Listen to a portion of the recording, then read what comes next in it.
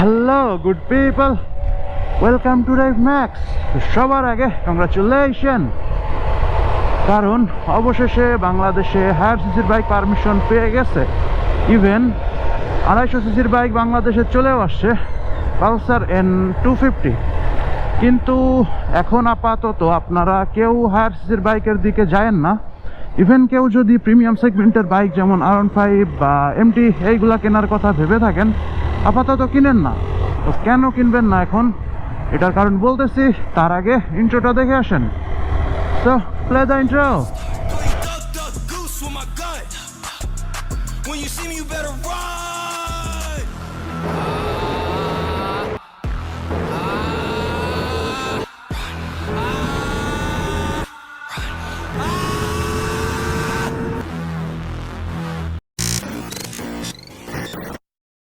তো যেটা বলতেছিলাম, বাংলাদেশে অবশেষে হায়ার সিসির পারমিট পাওয়া গেছে।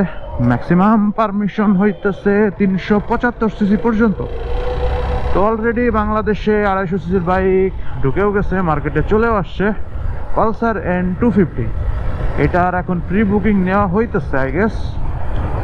কিন্তু আপনাদের জন্য সাজেশন থাকবে এখন না নেওয়া। তার কারণটা হইতেছে, মাত্র এই একটা ব্র্যান্ড, তাও আবার এই একটা মডেলই বাংলাদেশে আনছে। কিন্তু বাংলাদেশে কিন্তু আরও অনেক ব্র্যান্ড আছে।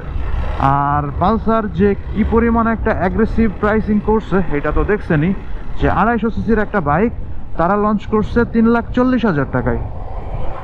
কিন্তু আপনারা জানেন যে বাংলাদেশে সব থেকে অ্যাগ্রেসিভ প্রাইসিং করে হচ্ছে অ্যাপাচি। তো অ্যাপাচির কিছু বাইক আছে যেমন RTR 200, দেন RR 310, তারপর আর একটা আছে যেটা নিউলি লঞ্চ RTR 310। ভাই এই বাইকটা এত জোস, বাইকটার পাওয়ারও যেমন ভালো, দেখতে তো অনেক জোস।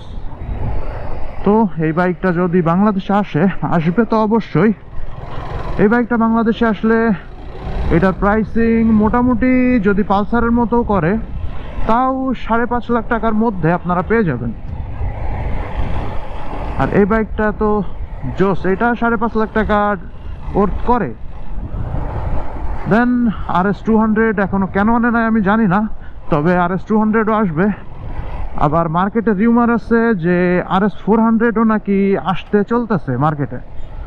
দেন ডমিনার, বাকি এখনো ডমিনার আসবে বাজাজের।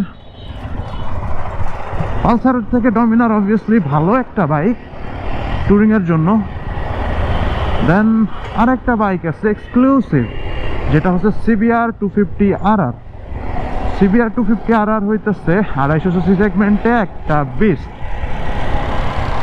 বাংলাদেশে যতগুলা প্রিমিয়াম বাইক আছে, মানে CBR 150, R15 আর GSX R 150, এই তিনটার মধ্যে সবথেকে আন্ডার পাওয়ার্ড বাইক হইতেছে CBR।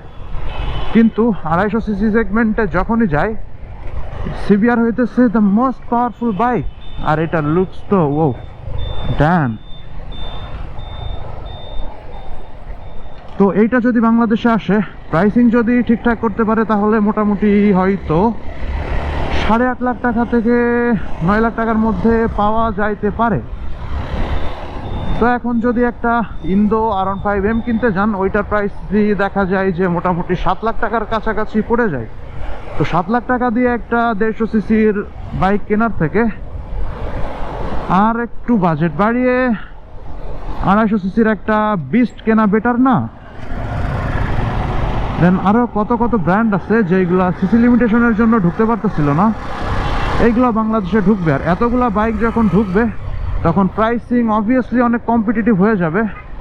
তো প্রাইস আরও কমবে, এইটুকু শিওর। তো এই জন্য একটু ওয়েট করেন, কয়েকটা মাস যদি ওয়েট করেন তাহলে দেখা যাবে যে সবগুলা ব্র্যান্ড ঢুকবে। দেন আপনারা একটা বেটার ডিল পাবেন, বেটার বাইক পাবেন। তবে পার্সোনালি অ্যাপাচি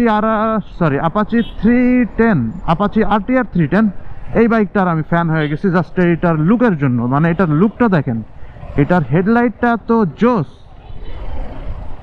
এই বাইকটা ডেফিনেটলি বাংলাদেশের মার্কেট আগুন লাগাই ফেলবে পুরা। তো দেখা যাক, হোপ ফর দ্য বেস্ট। তো আজকের ভিডিও এই পর্যন্তই। আপনাদের কোন বাইক পছন্দ হায়ার সিসির মধ্যে?